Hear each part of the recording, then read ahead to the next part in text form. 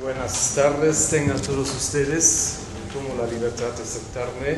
Espero que a pesar de eso me pueden huir. Muchas gracias por la invitación. Siempre es un honor estar aquí en el Munal de ese gran museo y también un gran honor de hablar en ese contexto de homenaje a Velasco, gran pintor paisajista. El texto que voy a presentar es un fragmento del texto que escribí para la exposición sobre Velasco que se van a inaugurar en octubre, y mi intervención gira en torno de la actualidad de Velasco y compara las obras de Velasco con vistas aéreas del fondo de Ica. También anuncio que está en proceso otro proyecto editorial con el Munal que se llama Transformaciones del Paisaje, un libro que hicimos también con la Fundación Ica y su tesoro de vistas aéreas. Entonces espero que aguanten otra ponencia, lo hice breve. Bueno, empiezo con una cita de Italo Calvino de su libro magnífico que se llama Las ciudades invisibles. Pero la ciudad no dice su pasado, lo contiene como las líneas de una mano, escrito en los ángulos de las calles, en las rejas de las ventanas, en los pasamanos de las escaleras, en las antenas de los pararrayos, en las astas de las banderas, surcado a su vez cada segmento por raspaduras, muescas, incisiones, cañonazos. Fin de cita. Los lineamientos, contornos y volúmenes de la ciudad que configuran las ciudades y paisajes aparecen en la reflexión literaria de Italo Calvino como un palimpsesto que otorga orientación cultural. Descripciones poéticas, igual que representaciones visuales, por medio de la pintura de caballete o la fotografía, ofrecen información sobre las condiciones del ambiente urbanizado y al mismo tiempo retroalimentan la identificación de los habitantes con sus espacios. Sin embargo, aquella herencia visual que registró la morfología de ciudad y paisaje, sus mutaciones, aparece en una enorme diversidad formal, que a veces hace difícil su comprensión. De primera vista, un panorama del Valle de México, pintado de manera realista a finales del siglo XIX por el paisajista José María Velasco, revela al instante su mensaje: la grandeza sublime de un paisaje cultural y natural alrededor de la capital mexicana. También otro medio más moderno para capturar ese paisaje, la fotografía aérea, aparentemente evidencia los principios y valores del desarrollo regional y urbano. Esos dos modos de capturar la imagen del paisaje natural, agrícola, urbanizado, son considerados como vistas reales. Pero un acercamiento sutil, contemplativo y analítico demuestra algo diferente. Son construcciones visuales, son esquemas estéticos e iconográficos propios que filtran la experiencia visual cotidiana y la memoria. Son vistas construidas con patrones visuales que enfocan los tópicos claves en que se transforma un paisaje. Además, esos dos formatos visuales se complementan, revelan facetas diferentes del mismo objeto representado. Son fragmentos de una realidad histórica y actual que generamos nosotros, los habitantes del planeta, y su fracción que vive en el Valle de México. La contraposición entre la pintura de paisaje del maestro Velasco con las fotografías aéreas de la empresa Fairchild, compañía mexicana de aerofotografía, que guarda la Fundación Ica como un valioso tesoro cultural, establece un diálogo tan inesperado como inspirador. Presento a continuación algunos de los tópicos que definen ese diálogo entre algunas obras seleccionadas del Museo Nacional de Arte y de la Fundación Ica.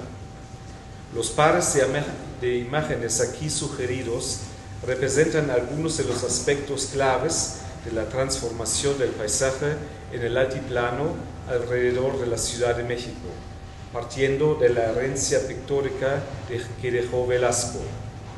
La propuesta es perfilar y entender las huellas visuales del impacto territorial en el desarrollo moderno desde mediados del siglo XIX hasta los años 60 del siglo pasado, estructurado por 9 tópicos, de los cuales presento 3. El primer tópico es el agua. Y vemos aquí, y vemos aquí las 2 imágenes de Velasco y del fondo Ica. Es un conocimiento arcaico que en el agua está el origen de la vida. Es una sustancia indispensable para la fundación de las ciudades y su abasto por los campos agrícolas alrededores. Ese último aspecto es tema de las artes plásticas y la fotografía que representan la ciudad. En México, por su historia ambiental específica, desde la fundación de Tenochtitlán en una isla estructurada por canales, el agua garantizó, por lo menos durante los siglos pasados, la identidad topográfica del lugar. Las superficies acuáticas produjeron una cualidad ecoestética espléndida, pero al mismo tiempo inspiraban la creatividad de los ingenieros.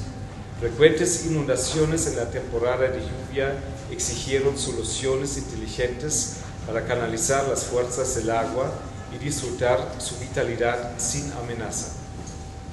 De entre los innumerables documentos visuales que conforman el Museo Imaginario de la Ciudad de México, los cuadros de Velasco reclaman una posición sobresaliente. La innegable fascinación en la contemplación de sus paisajes panorámicos abre caminos para comprender los cambios drásticos que ha sufrido la Acuópolis México desde la conquista española del siglo XVI. En el óleo del año 1877, Velasco nos presenta todavía una composición equilibrada entre las tierras, montañas y los lagos, todo debajo del cielo limpio y expresivo. Pero ya en esa época, una cantidad considerable de las superficies acuáticas había desaparecido, porque, según Humboldt, los conquistadores querían adaptar la cuenca de México, con su hidrocultivo, al modelo paisajista del altiplano seco de Castilla. Y aún a partir de la independencia, la desecación del paisaje por las técnicas cada vez más eficientes de la agricultura borró el agua de la memoria ambiental. Lo que presenta Velasco implícitamente es el inicio de la desertificación del valle, que hoy en día está cubierto en grandes dimensiones por el desierto de la hiperurbanización. Esa condición urbana actual es inimaginable para los contemporáneos del año 1932, cuando tomaron la aerofotografía del lago de Texcoco. Yo creo que es la anterior. Sí. Perdón. Todavía permanecen los restos del lago, emblemático para la historia de México, y solo pocas huellas de la civilización, casas y cabañas sueltas se encuentran en su orilla. Además, involuntariamente, el fotógrafo escogió un esquema visual establecido con gran éxito por Velasco. La mirada entra por una colina ubicada en el primer plano, para después guiar la visita por los planos acuáticos hacia la delimitación sublime de los volcanes, donde se acumulan algunas nubes pintorescas. Una fotografía técnico-documental alcanza casi las cualidades de una pintura de paisaje decimonónico. Además, es una fotografía menotécnica, antes del drenaje parcial de los lagos en la cuenca de México durante los años 50 del siglo pasado, es decir, del último golpe a la Acuópolis mexicana. Ahora sí. Infraestructuras.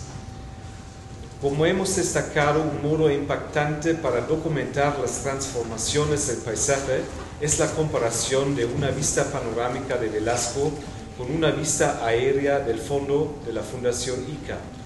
La contraposición del óleo velasquiano Valle de México de 1905 con el panorama paisajístico de la nueva estación de ferrocarril en la zona norte del DF en 1952 no es útil para sentimientos nostálgicos. A pesar de la diferencia de género, la obra de arte y la fotografía técnica, ambas irradian fascinación. En el caso de Velasco es más fácil comprobarlo, porque otra vez, al final de su vida, el artista utiliza un esquema visual que para los contemporáneos ya no era tan atractivo, pero visto a largo plazo es otro icono más del paisaje mexicano alrededor de la capital. Para variar, el observador de la imagen ubica su punto de vista desde los llanos y no desde las colinas. Entonces el efecto escenográfico parece limitado. No obstante, está garantizado el equilibrio compositivo entre el primer plano, con las casas fincas suburbanas en medio de espacios libres, acuáticos y arbolados, y en el segundo plano, con el cuerpo urbanizado, sin gran ruptura visual con el paisaje, y finalmente la delimitación de los dos volcanes mítico-emblemáticos. Es un conjunto visual capaz de aumentar la emoción e identificación del habitante de la Cuenca de México, tanto históricamente como en la actualidad. También la fotografía aérea de la estación del ferrocarril contiene una innegable y inesperada cualidad estética. Bajo la luz solar intensa que hace resaltar los elementos claros, aparecen como signaturas de otro mundo las trazas de las vías todavía no construidas del tren. Es un mega sello que cruza la diagonal de la fotografía y superpone gradualmente la presencia de la silueta icónica, emblemática de las montañas.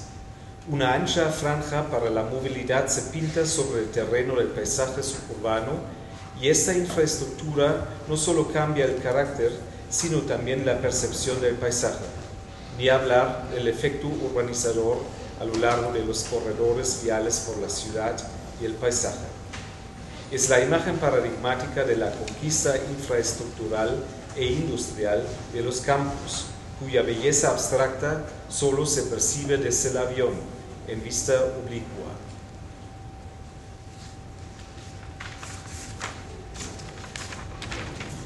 Elementos constructivos del paisaje urbano. Casi como juguete aparecen también los elementos arquitectónicos de la modernización transformadora del paisaje en México. Los bloques de vivienda que rompen el esquema tradicional de la urbe y otorgan sentido a la nueva ciudad deseada a mediados de la segunda mitad del siglo pasado. El conjunto urbano Nonoalco-Tlatelolco es uno de los proyectos claves para la reformulación radical del paisaje urbano. En lugar de los rincones históricos de Nonoalco, estrechos, laberínticos y oscuros, se introduce el diseño espacial funcionalista, donde se colocan elementos rectangulares, altos y bajos, en estricta orientación. Comparado con la densidad e irregularidad de los contextos urbanos tradicionales, este conjunto destaca como una isla. Es un modelo considerable para ordenar el desarrollo urbano y controlar la expansión ilimitada, ya existente en el año 1963, fecha de la toma fotográfica. El contraste con la vista del Valle de México del año 1875 del maestro Velasco es enorme. La baja tasa de urbanización en aquellos tiempos hace resaltar todavía las cualidades ambientales y pintorescas del paisaje. Se expone un lugar bucólico, donde la madre, su hijo y un perro en el primer plano, como introducción escenográfico costumbrista al panorama, todavía encuentran un lugar lúdico para el niño o agricultor productivo, la mujer con canasta. Es la imagen canónica del paisaje decimonónico, presentada en la exposición de Filadelfia en 1876 como representación del país.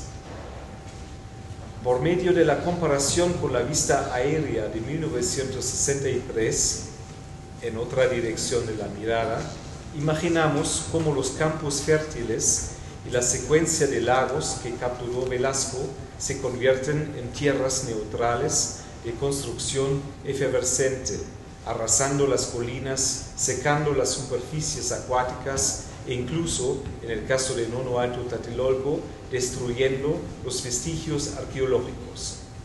Es más, el contraste de las dos imágenes, que separa casi 9 décadas del desarrollo urbano, también en la esfera del cielo, en la contraparte libre a la tierra, documentan cambios. El cielito lindo de Velasco es una parte esencial de la composición. Continúa las curvas suaves de las colinas en el segundo plano al lado derecho y deja libre las cumbres nevadas de los dos volcanes emblemáticos a la izquierda. Al contrario, la toma fotográfica que hicieron al momento del vuelo programado, es decir, sin esperar a una estética atmosférica espléndida, como lo hizo Velasco, evidencia al azar, pero de manera significativa, que el proceso de modernización urbana, con la construcción de grandes unidades habitacionales y de anchas avenidas, genera contaminación atmosférica. Por supuesto, existen también fotografías de la unidad Nono Alto Tlatelolco, como los hizo el fotógrafo sobresaliente Armando Salas Portugal, con el sol brillante y el cielo claro. Pero la fotografía aquí seleccionada, que se tomó sin pretensiones artísticas en un día normal, revela cómo la silueta de las montañas, el logotipo topográfico del Valle de México, se diluye por el smog. Cambia drásticamente la noción visual del paisaje urbano. La capa gris permanente de la contaminación atmosférica hace desaparecer un elemento clave del paisaje que durante siglos ha generado orientación y además ha inspirado profundamente la pintura del paisaje en México. Hasta aquí los fragmentos y el resto pueden leer en un momento en octubre. Gracias.